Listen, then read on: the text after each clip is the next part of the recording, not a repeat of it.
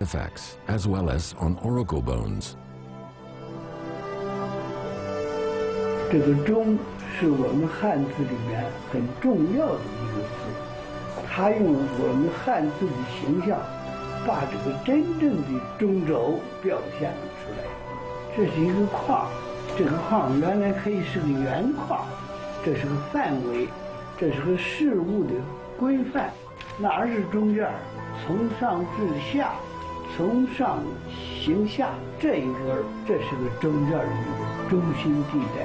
这个数读的时候要读滚。 The vertical stroke often represents a central axis.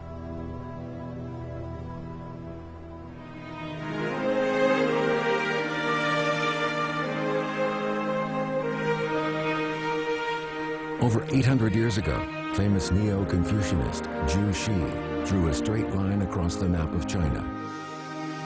In his opinion, the line ran through many of China's important mountain ranges and rivers. The position of the line also fits traditional Chinese feng shui theory.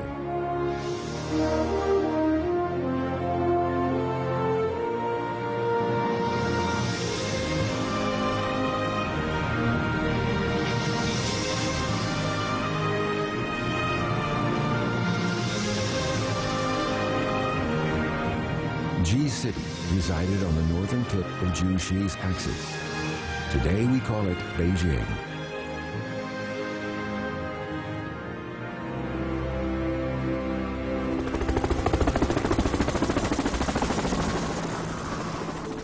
Beijing has served as a capital for almost 1,000 years. The city government has built a commemorative monument right in the heart of Beijing.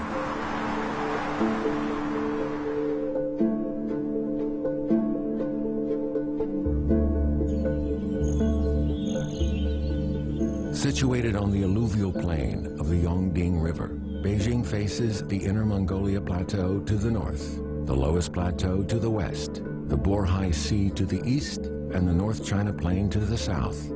The city resides on a historic intersection between various nomadic, hunter-gatherer, and agrarian civilizations.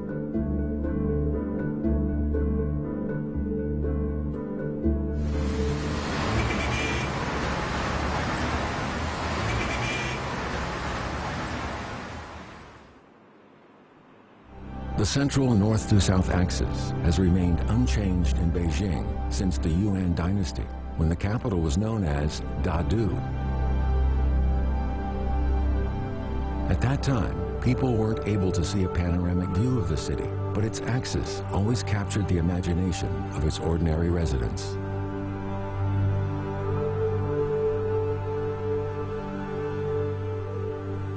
On a cold day in 1900, a team of French soldiers set off a hot air balloon.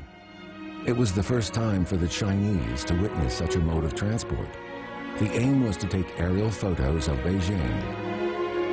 According to these old black and white photos, they launched the balloon near Chonghua Island in today's Beihai Park. The 12 photos taken from the hot air balloon are the earliest aerial photos of Beijing. Chinese people finally had the chance to see an overall view of the city. They can also clearly see the axis of the nation for the first time. The axis started from the Yongding Gate in the south, cut through the Forbidden City, and ended at the Bell Tower. Its total length. It's not known whether this axis of Beijing had any connection to Zhu Xi's axis line.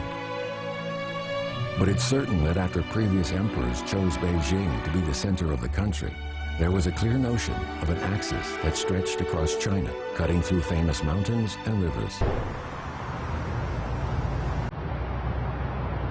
In 1951, the concept of an axis of Beijing was put forward by famous architect Liang Secheng. Liang said it's an axis that dominates the city. This is the national axis of political power.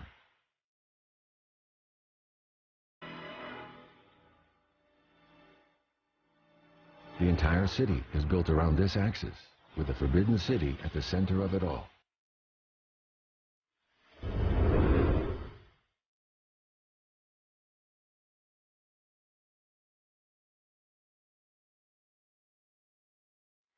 The Big Dipper represented the center of heaven in ancient Chinese mythology. The meridian gate of the Forbidden City has 4 spheres on top that form such a shape.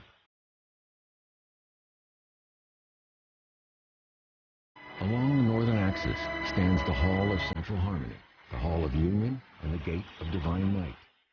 On each of their rooftops is a sphere, and by connecting them, one can see the Big Dipper. What better place can the emperor live in?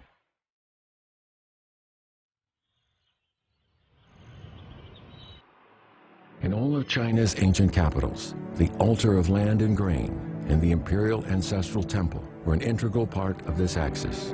The imperial ancestral temple sits on the left, and the altar of land and grain is on the right. The imperial ancestral temple served as the family temple for the emperors to offer sacrifices to their ancestors. It was also the main temple of the nation, attesting the right of the imperial family to rule over the nation. A 5-colored soil exhibit collected from all over the country is displayed on the altar of land and grain to show that all the land in the world belongs to the emperor.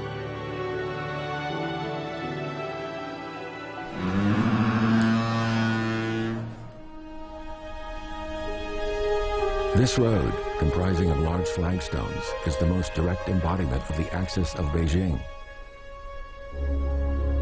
It runs through the Forbidden City and was once an imperial way which only the emperor had the right to walk on. In fact, in ancient China, the national axis won world renown.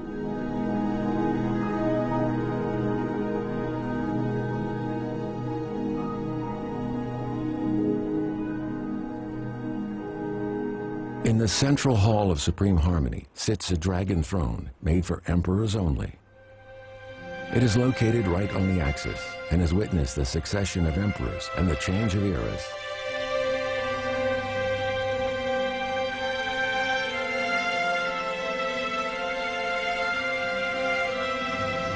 Legend has it that when foreign envoys met an emperor in the Forbidden City, they weren't willing to kneel before him the way the Chinese did.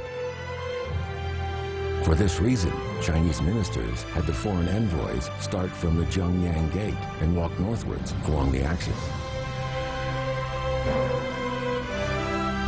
On their way, they were shocked by the magnificent buildings of the Forbidden City.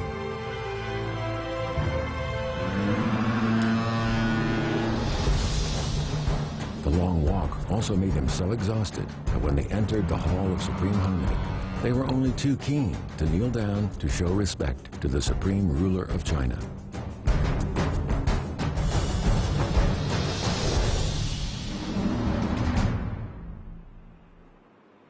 It is not known whether the legend is true, but according to paintings and writings of Dutchman John Neuhoff's, the floor of the square where the emperor would receive the envoys was made of 2-foot-long square tiles. The envoys were told to kneel down behind the 11th tile.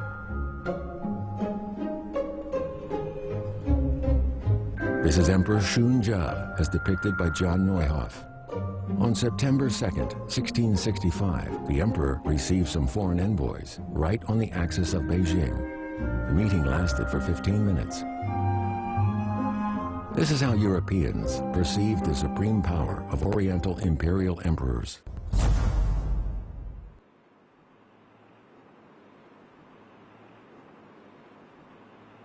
Today, the position of the 11th tile can't be determined. Eroded by time and history, the axis of Beijing harbors the honors and sorrows of the nation.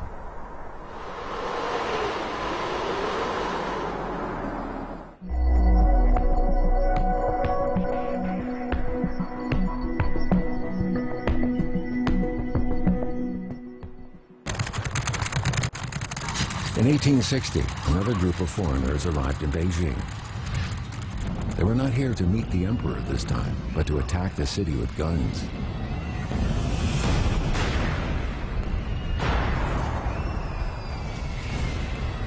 On October 13th, an Anglo-French Allied force broke into Beijing along the northern axis. These works were produced by their military painters. They depict their cavalry marching along the axis of Beijing.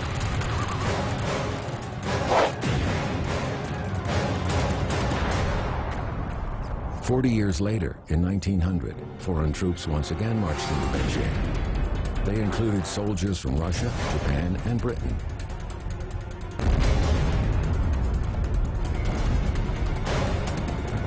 Footage from the U.S. Library of Congress shows that American soldiers were also involved in the assault on Beijing.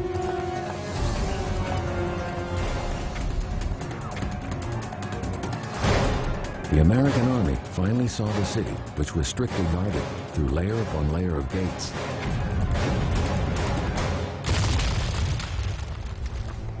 After they blasted 2 stories off the Zhengyang Gate, they noticed another gate. They demolished it, only to find yet another gate, which was the main gate leading to the Forbidden City.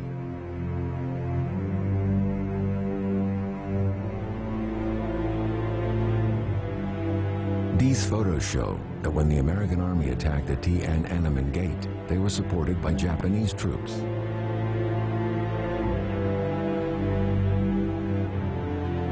As the gates were forced open, the imperial family escaped through the back gate of the Forbidden City, fleeing along the northern axis.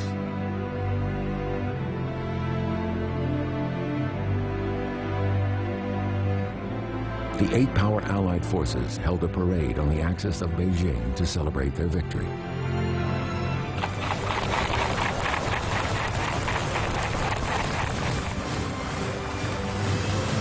Soldiers' boots and horses' hooves trampled the axis of the city in the famous Imperial Road.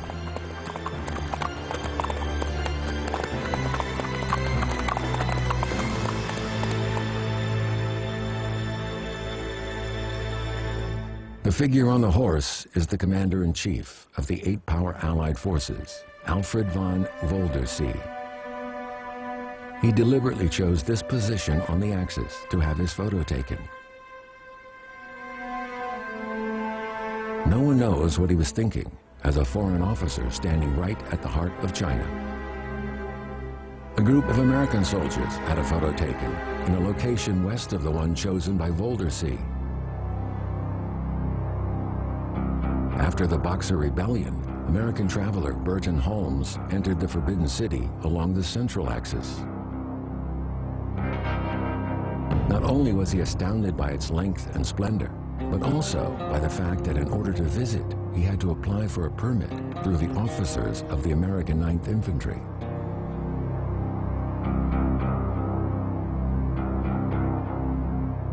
The fleeing imperial family finally returned. Though exhausted and distressed, they had to enter the city along the axis.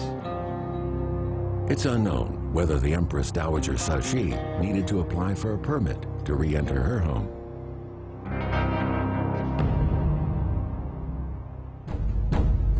The axis of Beijing has been seriously damaged. To ease Cixi's pain, imperial officials set up a fake archway at the ruined Zhengyang Gate.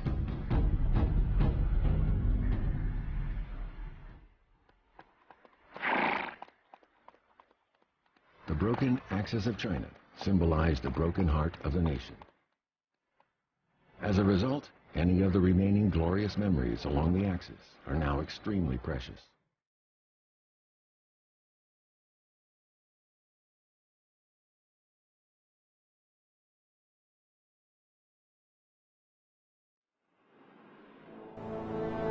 On August 24th, 1912, a man from South China entered Beijing along the axis through the open Zhengyang Gate.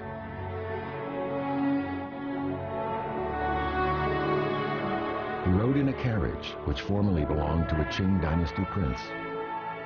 He was accompanied by 30 cavalry soldiers at the front and dozens of soldiers and policemen behind. He was warmly received by the Beijing citizens who crowded along the route to watch him. The man was Sun Yat-sen, the father of the Republic of China, who had overthrown the Qing dynasty.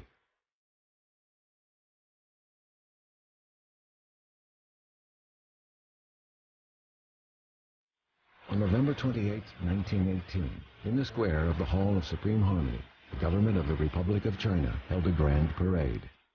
Both Chinese and foreign troops celebrated China's victory in World War I. Unlike the parade held by the 8 power Allied forces, this was the first time in China's modern history that an axis has been used to celebrate national honor.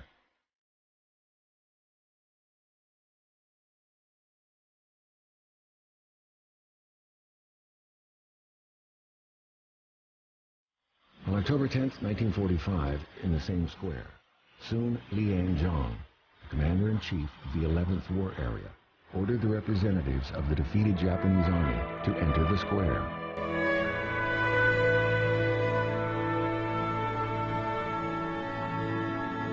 "60 Japanese representatives walked to the Hall of Supreme Harmony.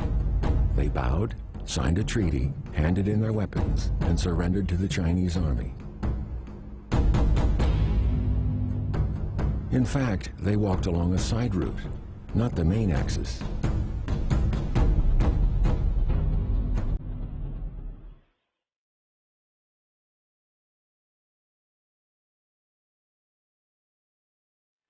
As the only axis of sovereignty in the world, it is bound to record the important moments of China's history, one after another.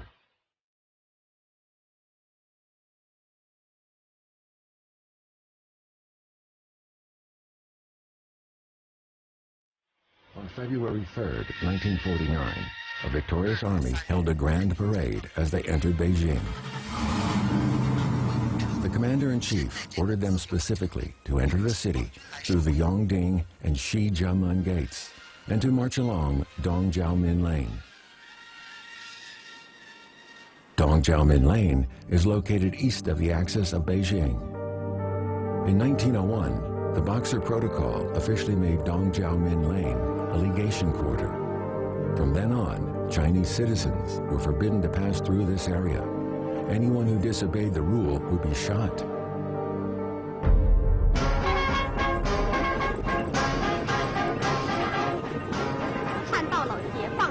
This is why the victorious army had to pass through Dongjiaomin Lane. At 11 a.m., February 3, 1949, the People's Liberation Army entered Tiananmen Street. 解放军在全城人民盼望之下，开进了北平。我在大栅栏东口入城的时候呢，出去看看，挤不到最前边，我总是能看见雄伟气势，能看到，印象相当深刻。我随着那个队伍啊，哎，跟着就往南走，有大炮、机枪、重机枪、轻机枪2人喊，重机枪是4个人喊。还没到晚了，军队随时过呀，由着菜市口那儿啊，又来骑兵了。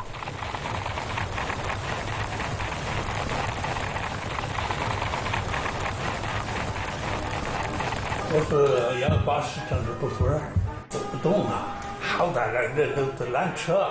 我们车上都学生都跳上来，在车上呼喊口号，跑车上、坦克车上都爬上去，好热闹，到处都蹦高。 This was the day the Axis of Beijing welcomed the People's Liberation Army.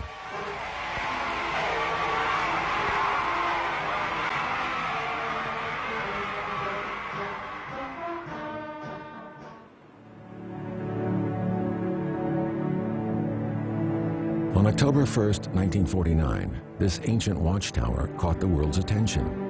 1 month before, the vice chairman of the CCP Central Military Commission, Zhou Enlai, reported to the party that the founding ceremony of the People's Republic of China would be held on the Tiananmen Gate. The Tiananmen Gate at the front of the Forbidden City finally hosted the founding ceremony of a brand new state.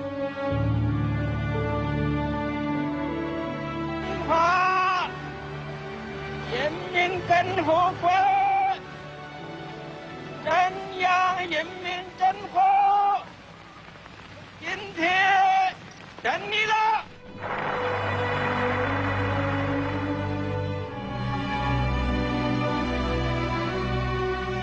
The Tiananmen Gate was originally built in 1417. Not only is it one of the most immediately recognizable ancient structures in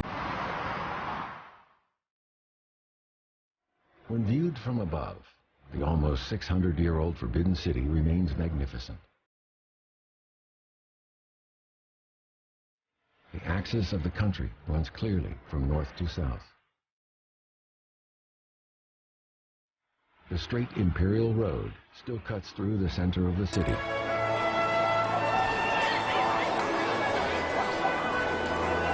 But the people walking on it no longer come from the Imperial Court. Instead, the tourists and ordinary citizens mark the dawn of a new era for the Chinese nation after centuries of turmoil.